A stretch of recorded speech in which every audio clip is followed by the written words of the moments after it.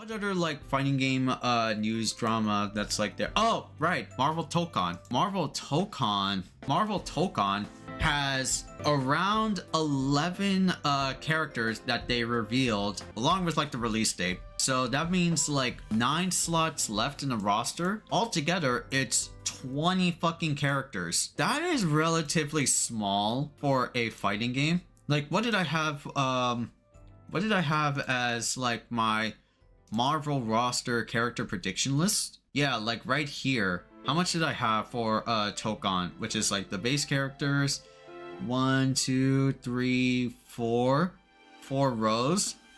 4 rows by 1, 2, 3, 4, 5, 8 columns. 32. I was like gambling at like 32 fucking characters to be in Marvel Tokon, but no, they actually shortened it down to like 20, and the season pass is going to be 4 characters plus 1 like playable stage. So that's really concerning.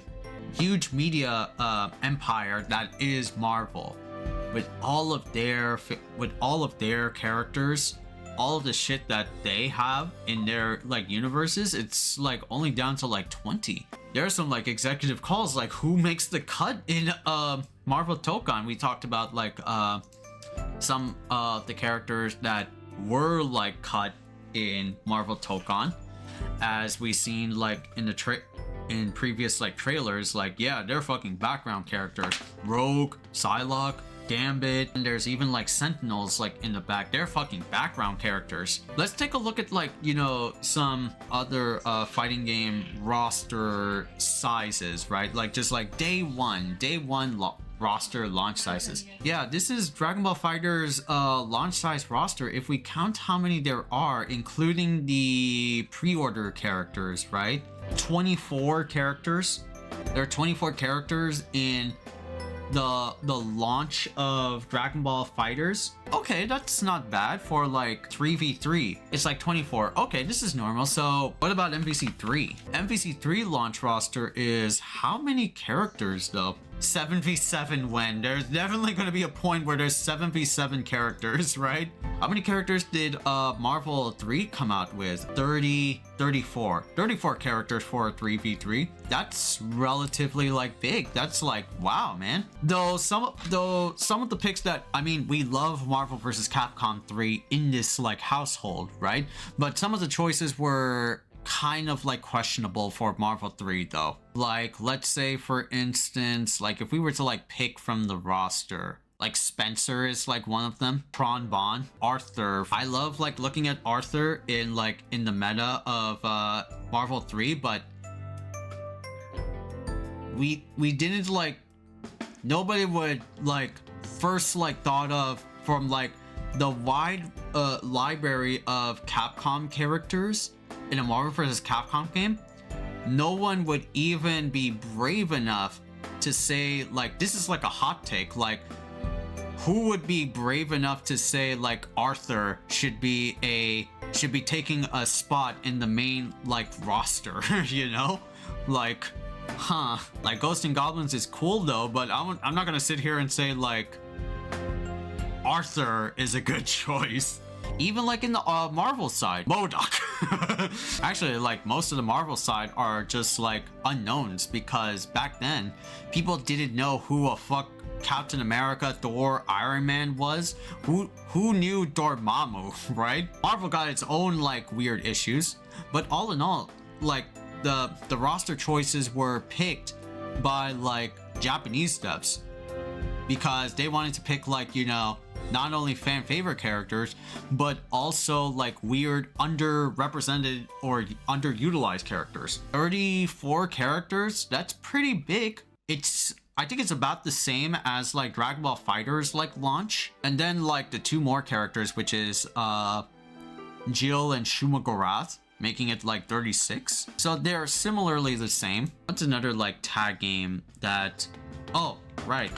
Yeah, I mean, I could go on a whole tirade of how many people's assholes has been butthurt by MVCI, but How many characters did this bitch ass game have? 6 times 5, 30. And then the unorganized lineup of 2 Capcom characters and 4 Marvel characters, making it like 36. 36 is pretty big for what MVCI was, which was a 2v2 active tag based game.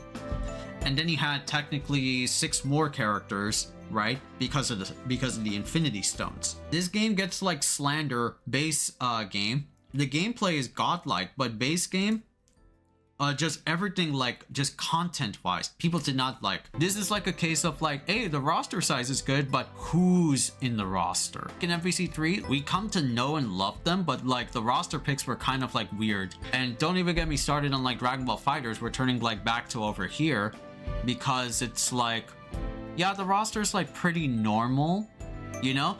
But then the game got eventually filled up with like Gokus and Vegetas. Then you had like the fusions, if you want to be super technical and count them, like Gogeta and Vegito. Oh, and 6 if you count like Goku Black. This is for everyone you've killed! Eggland murderer! Hold your fire! This man isn't black! What? It's kind of like a lame argument because it's like Dragon Ball FighterZ grabbed like everyone from like the not everyone, but they could definitely done that, but grab like some weirdos but iconic characters, you know? What else was like another small tag game? Skullgirls is one of them, but then again, it's like an indie based game. We're not gonna judge it like that much since like indie developers at the time were relatively small in comparison to bigger studios, so it doesn't be included in the roster like talks. Let's see like a KOF game.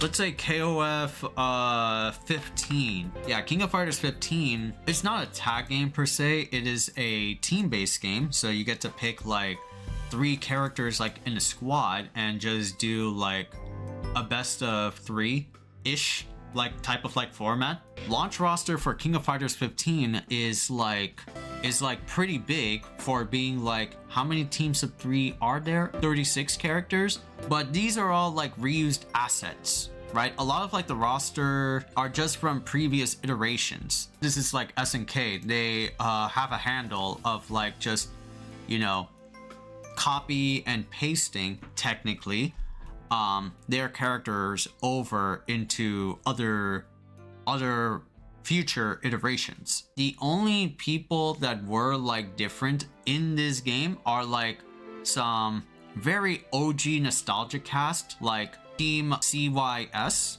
Cronin. Well, new characters are like Isla, Dolores. All of like the characters that you see outside of like, except for maybe like Isla and then Dolores, pretty much, you know, similar or if not the same as like other characters, because SNK has a way of including characters, copy and pasting characters and putting them into new games and labeling them as like, you know, oh, look at this new version of a character.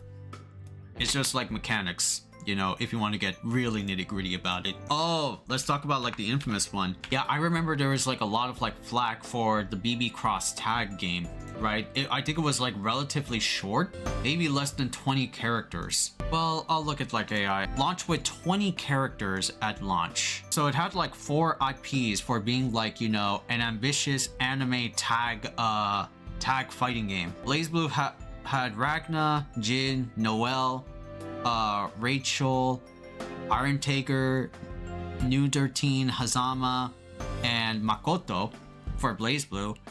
Persona had Yu Narukami, the main protagonist, Yosuke, Chie, and Yukiko, the main squad before the later editions.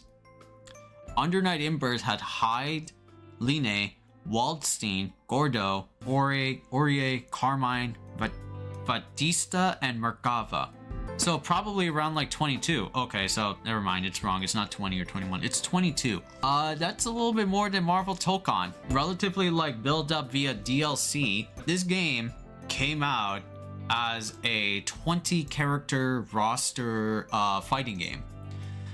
That's way lower than what we are going to be getting in Marvel Tokon. People were downright pissed that like half of half of the Persona characters, half of the BlazBlue characters were locked away behind DLC. Half of the Ruby characters that people were really excited for, since Ruby was really like popping off back in the day. First two characters, Ruby and Whis, were like playable at launch, and then the later two characters, Yang and Blake Belladonna, were locked away behind DLC.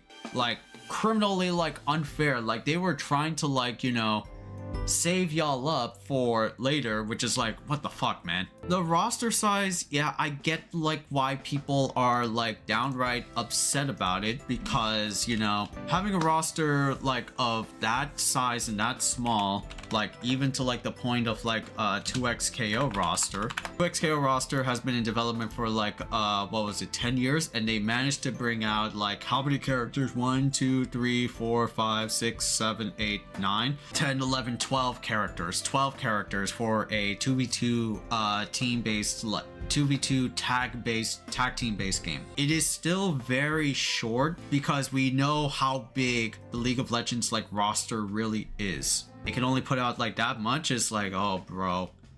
And the fact that it took them 10 years. This is, or like not 10 years. This is how games are made nowadays. Like, it takes a lot of time, a lot of budget, a lot of manpower, you know? It's not as easy as just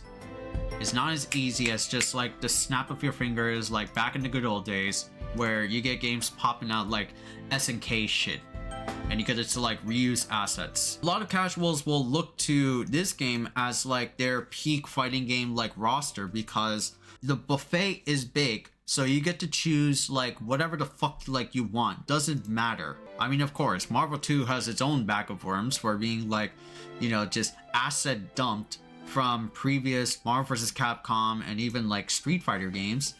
But it's forgiven for the fact that the roster size is big and it has a well-beloved art style and just characters like up the ass. Like this is like a fucking tag players is like dream roster right here, or the size of how big it is.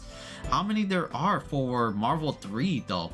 56 fucking characters in this game, dog. For a 3v3 game. What's like the smallest though for the Marvel vs. Capcom games? MVC 1, right? Yeah. Marvel vs. Capcom 1 had like 15 characters, right? For a 2v2 game.